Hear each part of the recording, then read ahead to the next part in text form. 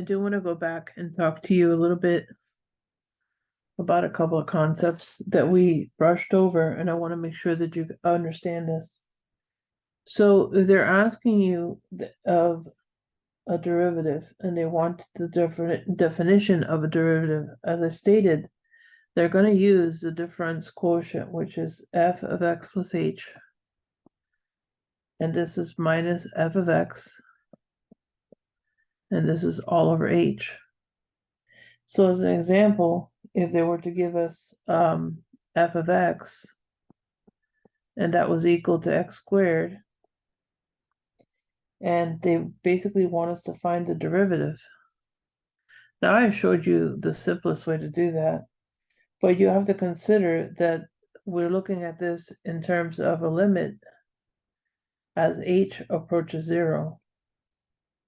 And so when we substitute in here, the one piece we need to find is f of x plus h, which in this case, this becomes x plus h squared, which gives us x squared plus 2xh plus h squared.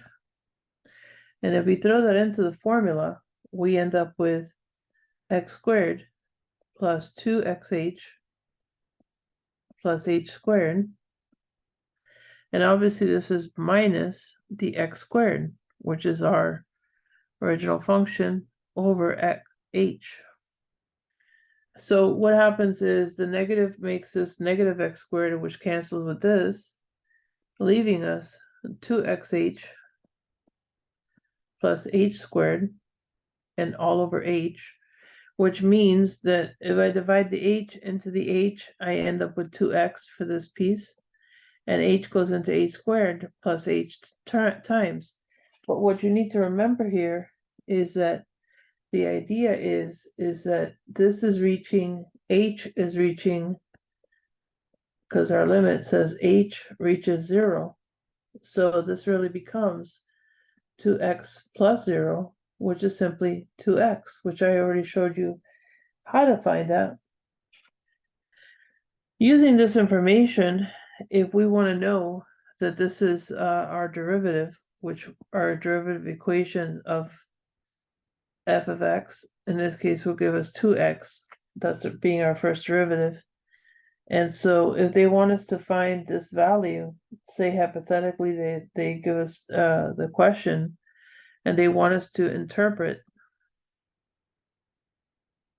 what is happening at x equals 3. So in essence, they're asking us to find the first derivative at 3.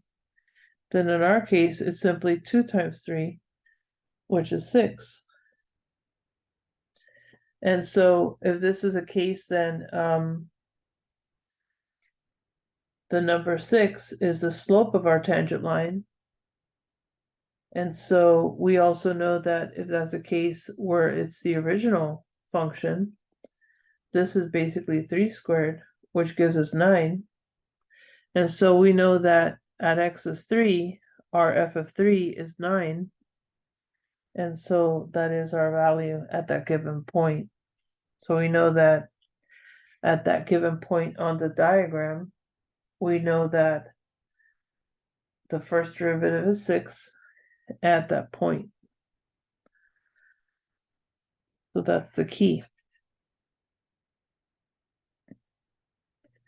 Now we have other forms of this as well, which we could talk about. So let me talk to you once again about this example, where if they give us f of x, and that is equal to 2x cubed plus 4x, and they want us to find,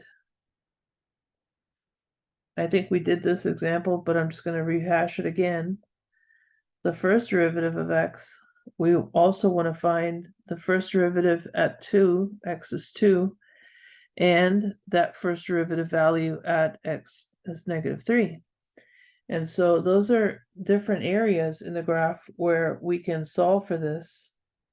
And so if we find the first derivative using the method I showed you, which doesn't involve a lot of math or formulas, basically, this would be simply 6x squared plus 4.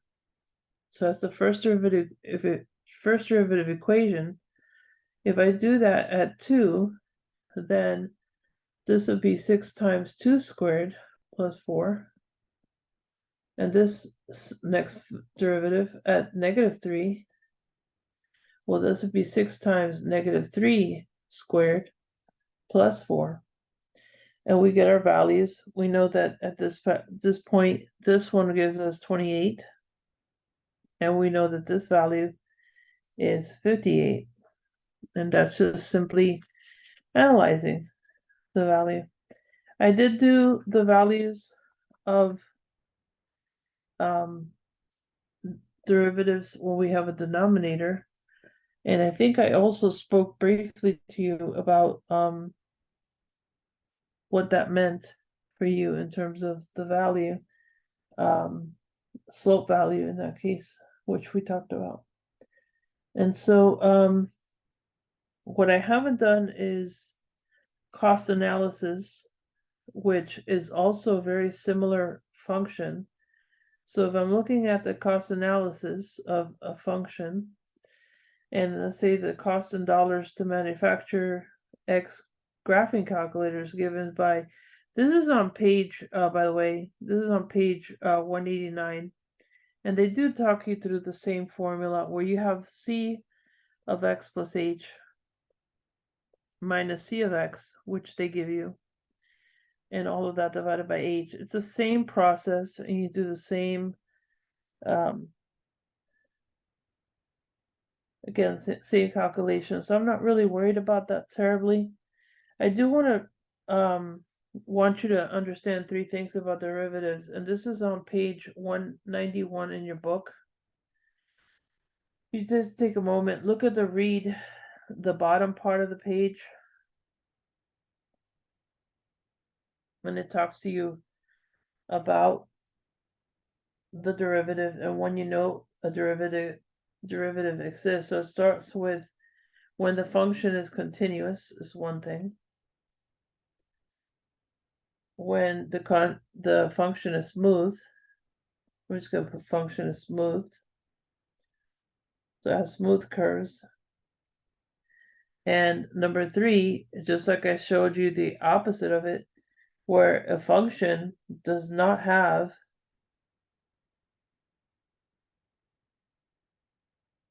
a vertical line, or what we call a vertical tangent line,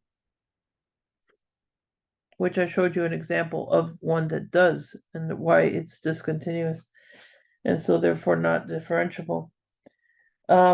If you have anything opposite of this, so if instead, if this function, I'm just going to call it as discontinuous, if it's discontinuous, then the derivative does not exist.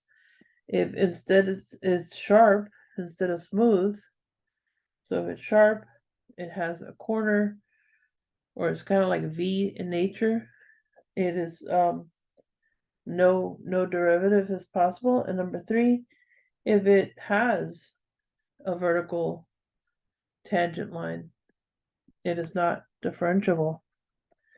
And so this is the essence of our chapter. I don't see anything else that is relatively different. So I think we cover pretty much everything. I also sent you a video on what continuity means, and I posted it in both weeks 1 and 2. Please watch it. It's the first video I posted. So good class, good class.